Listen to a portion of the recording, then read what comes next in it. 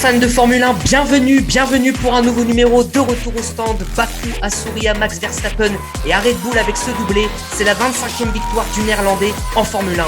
Pas d'accident, mais beaucoup de problèmes techniques du côté de l'Azerbaïdjan ce dimanche. On va en parler vivement dans ce nouvel épisode de votre podcast préféré. Au sommaire donc de notre émission aujourd'hui, nous parlerons du grand coup signé par Red Bull et ses pilotes. L'écurie autrichienne prend le large alors que Ferrari est en crise avec ce double abandon. Nous évoquerons Mercedes également. Les flèches d'argent se sont-elles améliorées? Et puis pour finir, les tops et les flops. Les amis, je vous souhaite la bienvenue dans le 8e épisode de Retour au stand. C'est le débrief de Bakou.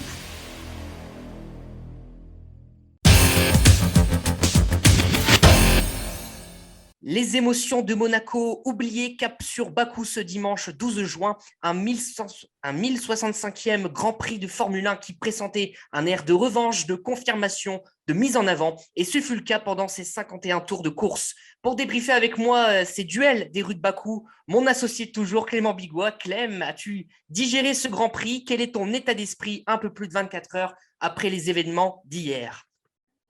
Bonsoir à tous, ravi de vous retrouver pour un nouvel épisode. C'était un Grand Prix de Bakou plutôt décevant parce qu'on avait vu 5-6 dernières éditions absolument fantastiques dans ce beau circuit en ville qui mêle les grandes vitesses et les gros freinages. Et voilà, on a vu une démonstration de Red Bull car Ferrari n'a pas répondu présent, mais ça on va y revenir. Durant une grosse demi-heure. Ça a été un Grand Prix plutôt décevant, mais la suite de la saison s'annonce quand même sympa parce qu'on a le Canada qui arrive dès dimanche. Et oui, le Canada dès ce dimanche 19 juin. J'ai le plaisir de retrouver Valentin. Valentin, tu es venu dans Retour au stand pour le 2e épisode pour Jeddah, il me semble. Comment vas-tu depuis le temps et comment as-tu trouvé ce Grand Prix d'Azerbaïdjan?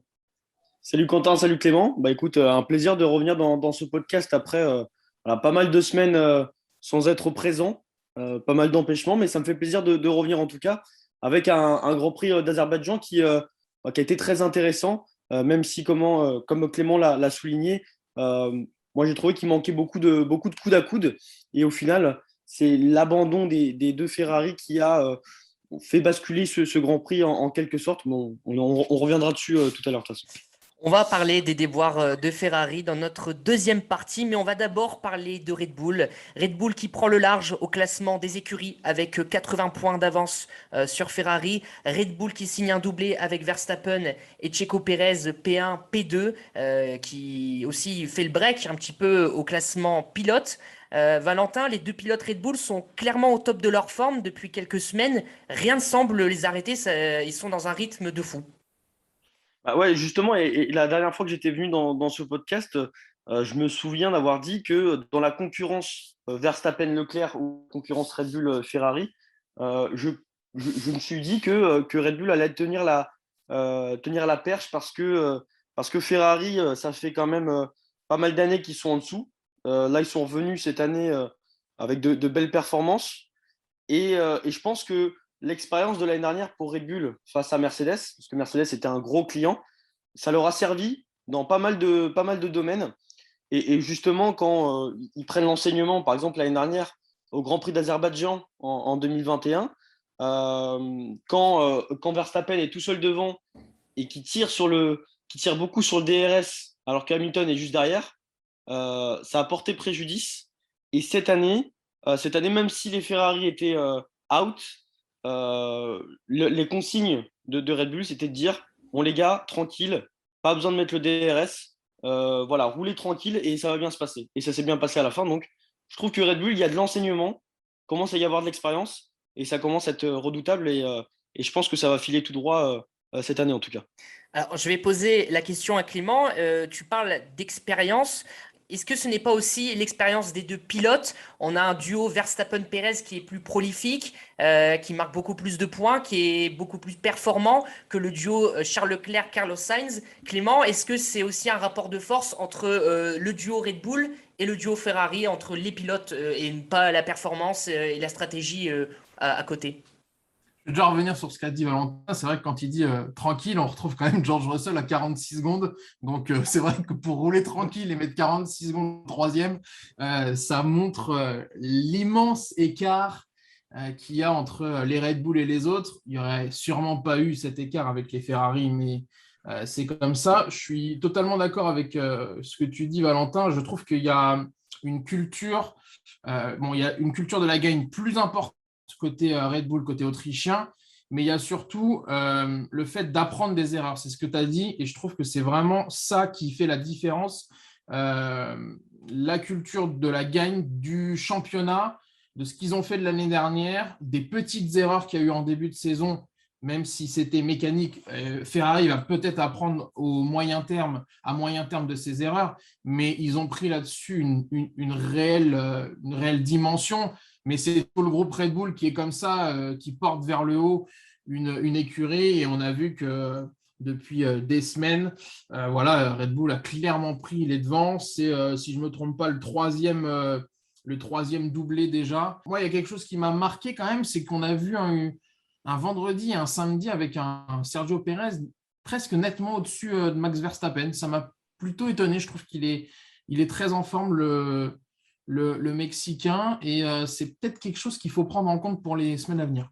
Alors, c'est une parfaite transition avec ce que je voulais aborder. Donc, ils sont tous les deux au top, les pilotes Red Bull. Checo avec sa victoire notamment à Monaco. Max avec sa cinquième victoire. Checo était légèrement supérieur à lui vendredi et samedi. Là, en course, c'était l'inverse. On a du mal à savoir encore qui des deux est le plus performant. Valentin, c'est un peu flou, un peu pour Red Bull. Comment ils vont faire Red Bull, à ton avis, pour favoriser l'un ou l'autre, sachant qu'une semaine, Checo est plus performant et une semaine, Max est plus performant? Là, c'est tout le souci, c'est qu'on a eu l'habitude d'avoir un Verstappen ces dernières années chez Red Bull qui était devant son coéquipier dans cette équipe. Et donc, il y a toujours une victoire écrasante. Et là, il a un client qui, l'année dernière, a été plus un soldat pour lui et qui l'a beaucoup aidé. Là, cette année, on voit le vrai Checo qui a vraiment pris en main finalement cette monoplace, parce que je pense que mettre une telle monoplace à un tel pilote, finalement, parce que voilà, Checo, ça fait longtemps qu'il est dans le paddock, mais ça nous fait plaisir de voir toutes les conditions réunies pour qu'il soit performant.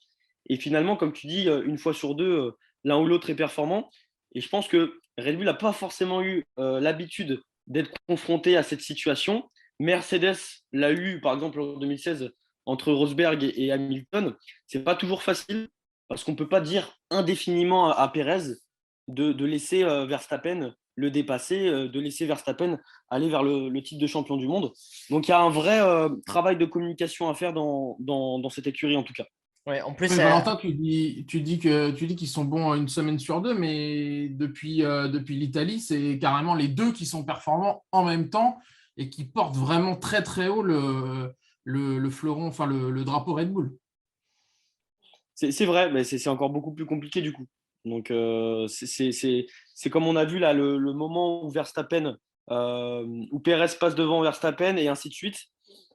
On a vu un coude à coude qui n'était pas forcément, je trouve, très péchu, quoi. Donc je trouve que Pérez n'est pas encore pas assez dur. Toi, je crois que tu as dit tout à l'heure qu'il devait muscler son jeu. Tu parlais de lui, hein, je crois, tout à l'heure, si je ne me trompe pas. Ouais. Quand tu dis, voilà. Mais je trouve que voilà, dans cette séquence-là, Pérez aura pu aller beaucoup plus vite, beaucoup plus fort. Et je trouve qu'il y a un peu de retenue encore. Un peu de retenue. Il s'affirme quand même depuis commence. quelques semaines, et c'est vrai qu'on le voit. Moi, c'est ce qu'on disait avec Quentin depuis quelques épisodes, c'est qu'on le trouvait pas assez rapide le samedi en qualif. Il travaillait bien le vendredi et le samedi matin, mais ça ne se confirmait pas forcément le samedi après-midi. Là, il est performant dès les essais libres 1, et il a mis souvent Verstappen à 2-3 dixièmes. C'est ça, c'est vrai on discute entre nous via Messenger, et on se dit, il a quand même pris une dimension. Est-ce qu'il va donner un peu un mal de tête à Christian Horner? Moi, je trouve vraiment qu'il a il a passé un cap, Sergio Pérez. En Mais tout la cas, question que je me pose, est-ce que Horner s'attendait à ce que Perez soit performant de la sorte cette année? C'est une bonne question. moi, perso, je ne pense pas, parce que on l'a bien vu, c'était après le Grand Prix d'Espagne.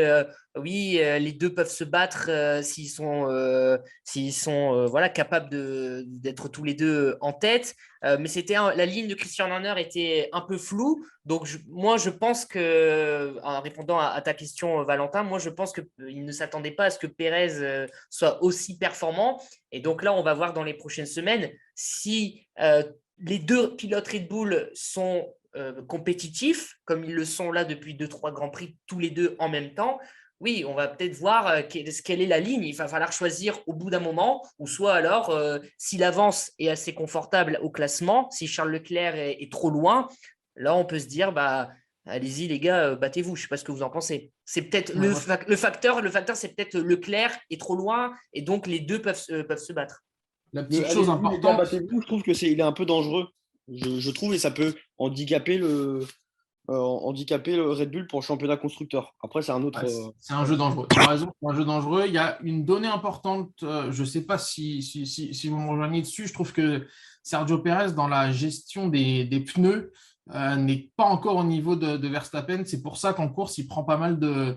Il prend des pilules, hein, on va le dire clairement. Là, il prend 21 secondes. On l'a vu souffrir un peu en Espagne, même s'il récupère le meilleur tour. Il est encore un peu en difficulté de ce côté-là et c'est peut-être ce qui lui manque pour faire la bascule et pour clairement être le 1 bis au lieu d'être le numéro 2. Mais bon, chez Red Bull, on sait que en off, il y a un numéro 1 et un numéro 2. Bien les gars, on va passer à notre deuxième partie consacrée à Ferrari et à Mercedes. Dimanche cauchemardesque pour Ferrari avec le double abandon de Charles Leclerc et Carlos Sainz. La Scuderia, après un début de saison tonitruant, se retrouve en difficulté et ce depuis Imola. Ça va d'étape en étape. Leclerc est donc à 34 points de max au classement pilote. Valentin, je te pose la question, mais est-ce que c'est trop tôt pour parler de championnat perdu? Non, non, c'est pas trop tôt. Après, là, on est à peu près au tiers du championnat. On a 8 courses. Donc, c'est jamais trop tard. On l'a vu l'année dernière dans le championnat des pilotes que tout était possible dans ce sport. Et je pense que c'est pas mort. Après, d'un autre côté, moi, comme je l'ai dit tout à l'heure, je pense pas que Ferrari va gagner le championnat constructeur ou le championnat des pilotes, que ce soit pour Sainz ou Leclerc. D'un côté, parce que ils se sont remis en selle. Ça fait déjà plaisir de revoir Ferrari à ce niveau cette année. C'était pas gagné. Et je pense qu'en fait, il peut y avoir des déboires techniques, parce qu'il peut y avoir aussi des problèmes de. Mais les déboires techniques, parfois, ça s'anticipe pas. Et je pense que c'est aussi une question d'écurie. Je pense que Red Bull a eu des problèmes aussi ces dernières années. Ils n'ont pas eu beaucoup de chance. Et je pense que Ferrari doit aussi travailler sur ça sur ces prochaines années. Là, il y aura aussi des déboires. Hein. Faut s'attendre à des déboires similaires, je pense, ces prochaines semaines. Mais je ne le vois pas d'un regard catastrophique. Je pense qu'il y a des progrès à faire. Donc, en gros, ce que tu es en train de dire, c'est que c'est une remise à niveau au haut niveau. En gros. Bah, déjà, d'être à ce niveau-là, je trouve il y a quand même un monde entre l'année dernière, ces dernières années et cette année. Donc, moi, j'essaie de prendre du recul sur ça. On est dans l'engouement de ces premiers Grands Prix de cette année. On se dit, c'est super, Ferrari au top, tout ça. Mais il faut quand même se rendre compte qu'il y a eu un gros parcours qui a été réalisé et que ces problèmes techniques, petit à petit, quand on va avancer dans l'année, ils seront toujours là, peut-être, mais ils seront de moins en moins là. En tout cas, je pense qu'il y a un entonnoir qui va se faire et peut-être que ça va leur sourire au moins là, à partir de l'année prochaine. Je pense que cette année, ça me paraît compliqué d'imaginer une victoire soit dans le championnat constructeur ou des pilotes. Clément, après le Grand Prix, Mattia Binotto déclarait qu'il ne fallait pas dramatiser la situation. Il rappelle aussi que au début de saison, il ne s'était pas excité, entre guillemets, par le très bon début de saison de Ferrari. Est-ce que toi, tu vois les choses un peu comme ça? C'est-à-dire, on savait qu'on allait être bon, mais il ne faut pas non plus croire qu'on allait être super top. Ouais, je suis d'accord, oui et non. Je suis d'accord sur le point qu'il fallait pas s'exciter. Ils l'ont dit, de toute manière, c'est une nouvelle réglementation. La mécanique peut péter n'importe quand, n'importe comment. On le sait, les écuries sont au courant. Red Bull l'a payé assez cher en début de saison. Ils ont, semble-t-il, rectifié, mais ça peut bel et bien casser au Canada avec l'enchaînement des Grands Prix si jamais les moteurs sont poussés à leur extrême. Et non, je suis pas d'accord avec Binotto parce que moi, je suis très inquiet avec ce qui s'est passé surtout hier. C'est que au-delà des abandons de Sainz et de Leclerc, il y a les deux abandons de Zhou et de Magnussen. C'est-à-dire qu'hier à Bakou, on a trois moteurs Ferrari qui cassent et un problème hydraulique pour ce qui est de Carlos Sainz. Donc, côté fiabilité, pour le coup, là, il y a vraiment un gros manque côté Ferrari qu'il va falloir régler assez vite. Malheureusement, assez vite, les Grands Prix s'enchaînent puisque jusqu'à fin juillet, on a encore 5 Grands Prix avant la pause. Ça sera la Hongrie le 31 juillet. En plus, on a les coûts qui sont très, très encadrés. On sait que ça fait rager beaucoup d'équipes.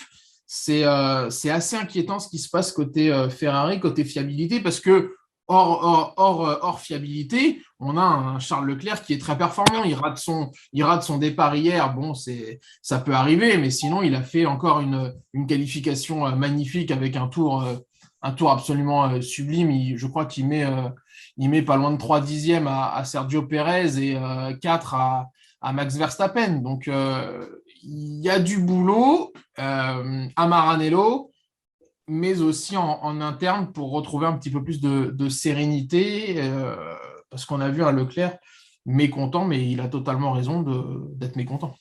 Et en plus, Valentin, il ne faut pas trop espérer grand-chose peut-être de Ferrari au Canada, puisque le voyage Azerbaïdjan-Canada va pas forcément permettre à Ferrari de corriger déjà sur le court terme leurs problèmes. On se souvient qu'en tout début de championnat, c'était Red Bull qui avait des problèmes avec son moteur, parce qu'il y avait 3 abandons de ses voitures, et donc à Bahreïn notamment, au premier Grand Prix. Et aujourd'hui, cette écurie, elle a réglé la majorité de ses problèmes et elle est en tête du classement. Donc je pense qu'on peut régler des problèmes assez rapidement, mais en un Grand Prix, ça reste assez compliqué. Mais, Pour mais, Ferrari. mais du coup, ça veut dire peut-être perdre encore des points au Canada, peut-être voir une amélioration à Silverstone, mais ça fait peut-être déjà encore un Grand Prix où Charles Leclerc, principal opposant à Max Verstappen, perd des points, Clément. Mais sur les 5 prochains Grands Prix, moi, je vois que 2 Grands Prix en faveur un petit peu en faveur de Ferrari, c'est-à-dire l'Angleterre et la Hongrie. Canada, Autriche, France, il faut énormément de vitesse. Ils l'ont montré, certes, Ferrari, de manière plutôt surprenante. Moi, je les voyais vraiment pas faire la pole pour le coup, mais côté travail, ça va être compliqué. C'est ce qui me fait peur surtout, c'est l'encadrement des coûts. Binotto semblait plutôt inquiet là-dessus. On verra bien du coup ce qui se passera pour Ferrari, déjà au Canada et puis après pour les Grands Prix du mois de juillet. On va passer chez Mercedes maintenant, un travail toujours laborieux, étape par étape. Mais une fois encore, hier, on a eu P3 pour George Russell, toujours avec cette même constante, cette solidité, cette sérénité qui lui permet donc une nouvelle fois d'être devant son coéquipier Lewis Hamilton, mais aussi donc d'être sur le podium. Valentin, jusqu'où peut-il optimiser ses performances, George Russell, à ton avis? Déjà, George Russell, je ne sais plus c'est son combienième podium, mais par rapport à Hamilton, on voit que c'est quand même assez différent. On a vu un Hamilton très, très épuisé physiquement. Je pense que George Russell, il monte en puissance petit à petit. Et il ne faut pas oublier qu'il est nouveau depuis 8 Grands Prix finalement. Peut-être 9 parce qu'il y avait une année où il avait fait une course. avec Mercedes. Où il devait Donc, gagner en plus. Où il devait gagner, il n'a pas gagné. Exactement. Et je pense qu'il a cette année une montée en puissance qui est à prévoir. Après, évidemment, il va jouer derrière les gros bras que sont Perez et Verstappen. Peut-être aller titiller les pilotes Ferrari, mais pour l'instant, ça reste un peu dans le coffre, mais c'est prometteur. Clément, justement, George Russell est à 17 longueurs de Charles Leclerc au classement pilote. Charles Leclerc qui a donc été rétrogradé à la 3e place hier avec son abandon. Avec les soucis de Ferrari, est-ce qu'à court, moyen terme, on va dire jusqu'à la pause estivale, est-ce qu'on peut imaginer George Russell venir titiller, voire même dépasser Charles Leclerc au classement? Ouais, c'est tout à fait possible, hein. Il fait aucune erreur. C'est assez impressionnant parce que il aurait pu avoir le poids du contrat Mercedes, le poids de l'Angleterre aussi, et il réalise un début de saison fabuleux. C'est 8 courses, 3 troisième places, 2 quatrième places et 3 cinquième places. Il n'est jamais sorti des 5 premiers. Il profite à merveille des erreurs des autres, que ce soit de Red Bull à un moment et de Ferrari de l'autre. Alors, OK, il se retrouve à 46 secondes de Verstappen et à 24 de Sergio Pérez, mais il réalise des courses excellente. Il réalise des qualifs également de très bon niveau. Il a encore été 5e ce week-end. Il n'y a rien à dire. Il est là où peut-être on ne l'attendait pas. Il met plutôt la misère à son coéquipier et il prend des gros points. 99 points après 8 courses. Si on fait une moyenne, c'est du très très bon niveau malgré une voiture qui n'est pas encore extraordinaire. Alors, on parlera de Lewis Hamilton dans les tops et dans les flops. Je voulais juste vous parler d'une petite stat sur Mercedes. Alors, je ne sais pas si vous l'avez. Clément, je t'en ai parlé tout à l'heure, mais donc tu n'as pas cette stat sur Mercedes. Tu as beau chercher dans ta tête, tu n'as pas une stat sur Mercedes en ce début de saison qui te vient en tête? Non, j'ai rien. Valentin, peut-être? Non, tu n'as pas vu passer? Non, pas du tout. Bon, ça ne veut pas dire grand-chose, mais en tout cas, voilà, en 2022, sur la saison 2022, Mercedes est la seule écurie qui n'a pas vu ses 2 pilotes abandonnés. Qu'est-ce que vous en pensez? Chaque écurie a vu un de ses pilotes ou les 2 abandonnés. Ce n'est pas le cas de Mercedes. Est-ce qu'on peut en tirer quelque chose? Hamilton à Imola? Non, il fait pas dans. Non. Fait Non, il non, est pas non. dans les points. Il est juste pas dans les points. Il est juste pas dans les points. Il galère Non, à remonter le peloton. À la limite, c'est pas. Enfin, c'est une stat très positive pour l'écurie de Toto Wolff. Mais qu'est-ce qu'on doit faire de ça avec une performance qui est très en deçà du top 2, eux qui ont l'habitude justement de se battre pour les premières positions. On voit qu'ils sont obligés d'être entre 5 et 8 en qualif et quand ça se passe normalement, ils sont plutôt entre 5 et 7 en course. Donc, c'est bien côté fiabilité parce qu'ils peuvent travailler sereinement. Côté performance, on sait que c'est plutôt compliqué et il y a vraiment pour le coup un casse-tête en Angleterre pour trouver les solutions. Valentin, toi, est-ce que tu vois du coup Mercedes évoluer ou alors stagner? Après, Mercedes reste Mercedes. Et je pense que je parlais de l'expérience de Red Bull, celle de Mercedes, évidemment qu'elle est beaucoup plus importante. Mais malgré ça, au vu des problèmes qu'ils ont rencontrés, leur expérience n'est pas assez suffisante. J'ai l'impression que ça commence à se calmer et que petit à petit, ils vont faire leur bonhomme de chemin sans pour autant rêver à faire les mêmes performances que les dernières années. Ça, c'est sûr et certain. Là, la 3e et 4e place de Russell et d'Hamilton, on voit ça comme une petite victoire pour cette écurie, alors que c'est sûr que ces dernières années, on aurait vu ça comme une véritable défaite si on avait vu Bottas et Hamilton à ce stade. Donc pour l'instant, je pense qu'il faut se fixer sur les derniers Grands Prix et se dire qu'il y a de la progression à faire. Et c'est encourageant. Déjà, on voit George Russell qui est performant. Hamilton, je pense que au vu de ce qu'il a vécu l'année dernière, il y a pas qu'une histoire de voiture. Il y a une histoire de reprendre confiance aussi, même si c'est un grand champion, il a quand même gagné 7 titres de champion du monde. Mais je pense qu'il faut se remettre d'une telle défaite. Et puis même, à 36 ans, il faut aussi rester performant. Et c'est le travail qu'il doit faire. Là, le dernier Grand Prix a été très très difficile pour lui. Donc pour George Russell, on en a parlé, je suis assez confiant. Pour Hamilton, il y a un gros travail à faire. Mais c'est positif, en tout cas, ça peut que être positif de voir un tel résultat hier pour Mercedes. Ouais, la cote de confiance de Lewis Hamilton est peut-être au plus bas, en tout cas cette saison. On va passer à nos tops et à nos flops. Nos tops, nos flops. Donc, je vais commencer par ceux de Clément. Clément, tu as mis Pierre Gasly en top. J'imagine donc que c'est pour sa très belle 5e place. Ouais, c'est pour l'ensemble du week-end. Il a été 6e en qualif, c'était 5e hier lors du Grand Prix, battu plutôt à la régulière par les Mercedes. Il avait déjà été bon à Monaco sans être récompensé. Cette fois, il marque enfin des gros points, 10 points. Il se retrouve 10e au classement, certes à 15 points d'Ocon, mais je trouve que c'est plutôt sa position de se battre au championnat pour la 8, 9, 10e place. Il marque aussi des points importants pour AlphaTauri. On sait qu'il vise peut-être la 6e ou 7e place. Ils sont actuellement 7e. Un vrai beau week-end. Et on l'a vu très souriant, Pierre Gasly. Le Gasly qui s'amuse, qui prend plaisir dans la voiture. Et nous aussi, on a pris plaisir. Alors, Valentin, tu as mis Verstappen, Hamilton et Red Bull. J'imagine donc Verstappen pour la victoire, Hamilton pour notamment ses douleurs de dos et aussi donc cette 4e place. Au final, on s'y attendait peut-être pas au début du Grand Prix. Pour ce qui est des flops, donc toi, tu as mis le marsouinage. Est-ce que tu peux m'expliquer pourquoi?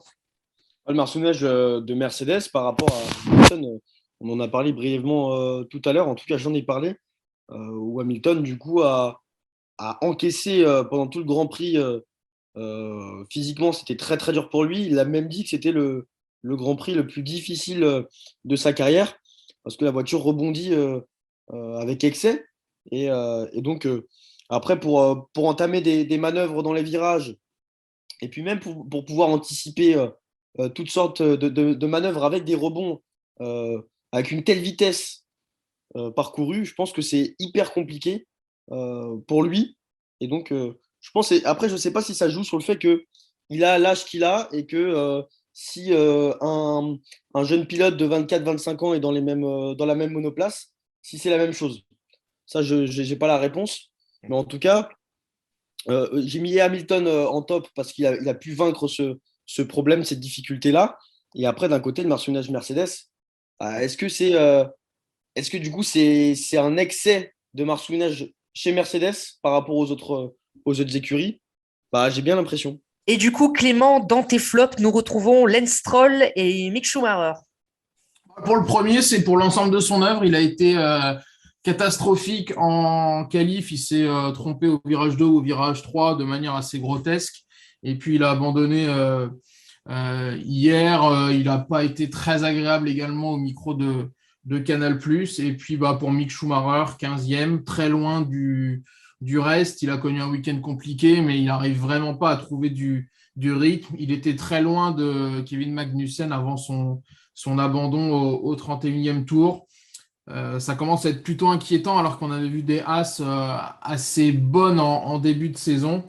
Mick Schumacher, pour l'instant, point d'interrogation parce que on ne sait vraiment pas s'il a le niveau F1. Stroll, Schumacher, on peut rajouter Latifi, ça fait partie de ces pilotes qui sont clairement en danger pour leur baquet en 2023. Oui, et je pense que ce sera peut-être l'objet d'un podcast dans les semaines à venir ou d'un sujet. C'est vrai qu'il y a vraiment un fond de grille qui n'est pas au niveau. C'est peut-être aussi dû aux voitures, mais ça concerne aussi mon autre flop. Justement, alors tu as mis la Formule 2, le niveau de la Formule 2 dans tes flops. Explique-toi. Oui, parce que le week-end de F1 ça fait partie aussi de ça, c'est de regarder toutes les courses. Il y a de la F3 sur quelques week-ends et de la F2 sur d'autres. Et je regarde aussi pour Théo Pourchère, qui fait partie des très bons.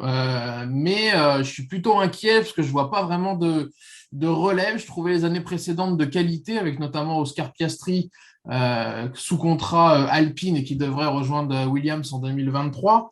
Mais là, on a vu un week-end plutôt faible. On a Drugovic, on a Théo Pourchère, mais derrière, c'est très compliqué. Juri Vips qui a fait une énorme erreur dimanche en course. Je suis plutôt inquiet parce que je ne vois pas vraiment de relève comme on a eu les années précédentes avec Russell, avec Leclerc, avec d'autres. Et c'est plutôt inquiétant pour la suite. Et ça rejoint ce que j'ai dit juste avant avec finalement des pilotes payants ou des fils à papa qui n'ont pas le niveau à l'image de Lance Stroll. Même approche pour toi, Valentin, sur ces pilotes qui semblent donc en danger pour leur place en Formule 1? C'est comme tous les ans, il y a forcément des pilotes qui sont en danger pour leur place. Et puis, il y a de la rotation d'année en année. Donc après, c'est Latifi, par exemple, on parlait de Latifi tout à l'heure. Je pense que c'est quand même un pilote qui est sur la sellette depuis bien longtemps et je suis encore étonné de le voir ici. Donc voilà. D'ailleurs, on a donc su, en tout cas, que Oscar Piastri, ça chauffe chez Williams pour 2023. Et donc, on aurait une paire Alexander Albon et Oscar Piastri chez Williams. Au pire, pour Latifi, il y aura la Formule E et les 24 heures du Mans qu'on a eu ce week-end avec Sébastien Buemi. Voilà, qui était peut-être même meilleur pilote que lui en F1, mais on sait qu'il y a d'autres passerelles pour ceux qui n'y arrivent pas et ils peuvent quand même s'épanouir. Ah oui, non, mais il trouvera, de toute façon, Latifi, il n'y a pas de souci pour ça. Hein. En tout cas, à court terme, nous prenons la direction de Montréal ce dimanche. Retour du Canada après 2 saisons d'absence à cause du Covid. Clément, est-ce que tu peux nous présenter très vite ce circuit et quelle écurie au pluriel pourrait être avantagée à Montréal? Alors, monsieur Météo que tu es, mon cher Quentin, annonce des températures assez hautes et de la pluie. Exact. Donc, ce qui promet peut-être un samedi ou un dimanche dantesque. C'est un circuit de vitesse avec quand même des gros freinages, mais surtout des grandes courbes qui devraient avantager Red Bull. On est content de revoir le circuit qui est à Montréal sur cette belle île et avec des murs assez proches. Notamment, on sait qu'il y a le mur des champions où il y a beaucoup de, entre guillemets, bisous au cours du week-end. Faut pas partir à la faute comme à Bakou. Grand Prix compliqué, mais c'est un peu le triptyque, hein, Monaco, Bakou et Montréal pour ce qui est des circuits urbains qui ne pardonnent pas en cas d'erreur. Valentin, quelles sont tes attentes pour le Grand Prix du Canada? Sur les pilotes et les constructeurs, à quoi s'attendre. Et je pense que voilà, de ce qu'on a vu depuis le début de l'année, en tout cas, Ferrari, c'est un constructeur de qualif et Red Bull, un constructeur de course. Et peut-être que ça va continuer dans ce sens lors du prochain Grand Prix.